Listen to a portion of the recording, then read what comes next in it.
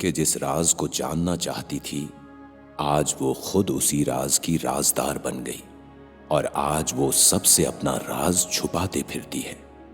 पिछले 1 साल से गगन कोमा में है और उसकी हालत में कोई सुधार नहीं हुआ है, जिसकी जिम्मेदार विनी अपने आप को मानती है, क्योंकि ना वो गगन का पीछा करती, ना ही गगन का राज बाहर आता और ना वो आत्मा गगन को मारती। विनी पिछले 1 साल से इसी गिल्ट में जी रही है और गगन की तरह रोज शाम 7 बजते ही अपने सारे काम छोड़कर खंडहर में पहुंच जाती है। एक दिन विनी खंडहर जाने के लिए निकली तो अचानक रास्ते में बड़ी तेज बारिश होने लगी, तो वो एक पेड़ के नीचे रुककर बारिश थमने का इंतजार करने लगी। इंतजार करते करते ना जाने कब शाम के 7 बज गए, उसे पता ही नहीं चला। तभी उसके आसपास बारिश के जमते पानी में अचानक बुलबुले बनने लगे और वो धीरे धीरे वो पानी जमीन से ऊपर की तरफ उछलते हुए नीचे गिरने लगा और फिर उस पानी ने एक बहुत बड़े बवंडर का रूप ले लिया और उस बवंडर में से एक हाथ निकला।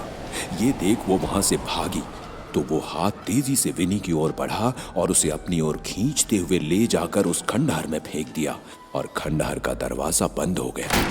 उस बवंडर ने उसे इतनी जोर से फेंका था कि उसके हाथ पैर बुरी तरह से छिल चुके थे। विनी फिर भी हिम्मत करके जैसे ही उठी तो उस कमरे का एक एक सामान हवा में उछलता हुआ उसकी तरफ जाता और उससे टकराकर जमीन पर गिर जाता। कुछ देर बाद जब ये शांत हुआ तो वो उठकर खड़ी हुई तो किसी ने उसके पैरों तले का गलीचा पकड़कर खींच दिया और वो मुंह के बल गिर पड़ी। उसका सर एक टेबल से जा टकराया, सर से खून बहने लगा। वो इस सदमे से अभी उबरी भी नहीं थी कि उसने देखा उसके चारों ओर कई सारी बिल्लियां हैं। उन बिल्लियों के शरीर से खून बह रहा था, किसी का सर कटा हुआ था तो किसी के शरीर पर मांस ही नहीं था। इतनी भयानक दिख रही थी वो बिल्लियां कि देखकर किसी का भी दिल दहल जाए। इससे पहले कि वो वहां से भाग पाती, सारी की सारी बिल्लियों ने एक साथ उस पर हमला कर दिया और अपने पंजों से वो खूंखार शिकारी बिल्लियां उसके बदन को खुरीचने लगी। विनी अपने आप को बचाते हुए चिल्लाने लगी और चिल्लाते चिल्लाते कहने लगी, मुझे माफ कर दो, मैं आ ही रही थी पर बारिश आ गई, मेरी गलती नहीं है, मैं आ ही रही थी। ये कहते हुए विनी जोर जोर से रोने लगी और फिर रोती बिलखती हुई आवाज में कहने लगी, मैंने क्या बिगाड़ा है तुम्हारा? क्यों मेरे साथ ऐसा कर रही हो? मुझे आजाद करो इन चीजों से। विनी के ये कहते ही उस आत्मा ने विनी से कहा, तूने नहीं, सारी दुनिया ने बिगाड़ा है मेरी मौत के जिम्मेदार तुम सब हो। 7 साल पहले यहाँ मेरा डांस क्लास था, काफी सारे स्टूडेंट्स आते थे। फिर धीरे धीरे मार्केट में नई डांस क्लासेस बनी और लोग वहां जाने लगे। महंगाई बढ़ गई और मेरी कमाई बंद हो गई। फिर लोगों को कला से ज्यादा चमक धमक पसंद आने लगी, तो मैंने अपनी जीवन की सारी जमा पूंजी लगाकर यहाँ बड़े बड़े मिरर लगाए, म्यूजिक सिस्टम लाया, फिर भी लोग नहीं आए। मेरे लिए यहाँ काम करने वाले लोगों का पेट भरना मुश्किल हो गया। इसीलिए मैंने एक दिन सबको जहर दे दिया और खुद भी जहर खा लिया और हमेशा के लिए भूख, प्यास, पैसा, इन सब से सबको आजादी दे दी और मैं भी आजाद हो गई।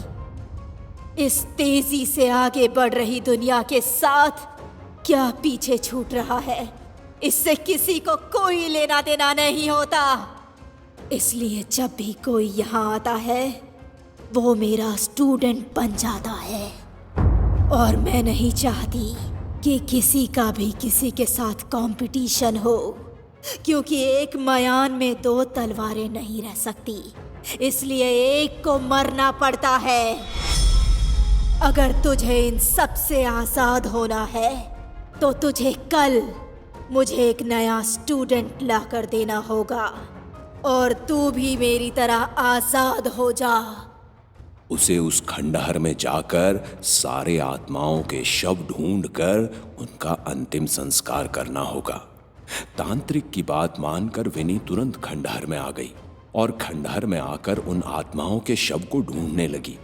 तो उसे पीछे से एक आवाज आई, क्या ढूंढ रही हो विनी?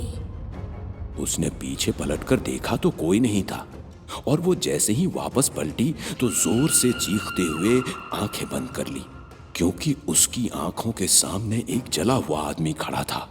विनी ने जब कुछ देर बाद आंख खोली तो वहां कोई नहीं था। वो अपने माथे का पसीना पोंछते हुए फिर से शव को ढूंढने लगी और तभी उसे एक कंकाल मिला। वो जैसे ही उस कंकाल की ओर बढ़ी और कंकाल को उठाने को हुई तो उस कंकाल ने उठकर ही झटके में उसका गला पकड़ लिया और उसका गला दबाने लगा। वो अपना गला छुड़ाते छुड़ाते जमीन पर गिर पड़ी तो अचानक जमीन की मिट्टी अंदर घुसने लगी और उस मिट्टी में उसके हाथ पैर फंसने लगे। वो छटपटाते हुए अपने आप को छुड़ाते हुए जैसे ही उस मिट्टी से बाहर आई तो उसने देखा उसी कमरे में कई सारे कंकाल जमीन पर पड़े थे।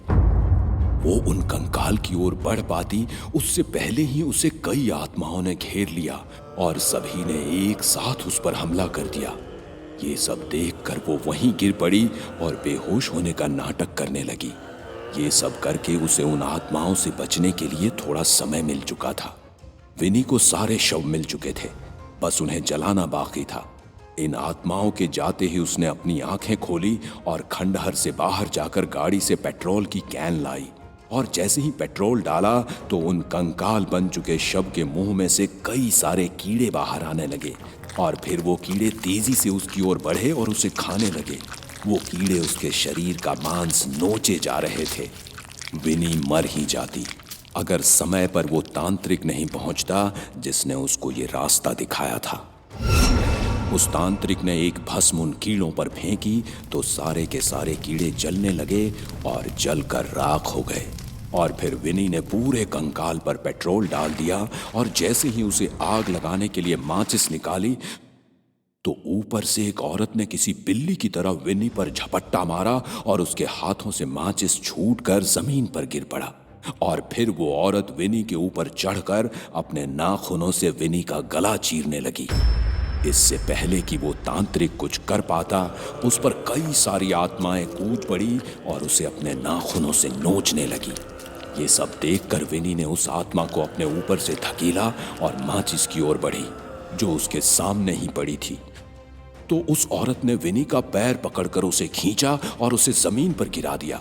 विनी जमीन से सरकती हुई अपने सामने पड़ी माचिस की ओर हाथ बढ़ा रही थी और वो आत्मा उसे रोक रही थी। तभी विनी ने पूरी ताकत से उस आत्मा को दूर धकेला और लपक कर माचिस उठाई और माचिस की तीली जलाकर उन कंकालों पर फेंक दी और सारे कंकालों में एक एक करके आग लग गई। सब के सब कंकाल धू धू करके जलने लगे। कंकालों में आग लगते ही सारी आत्माएं वहां से एक एक करके गायब हो गई क्योंकि उन्हें मुक्ति मिल चुकी थी। इधर सारी आत्माओं के मुक्त होते ही गगन को भी होश आ गया।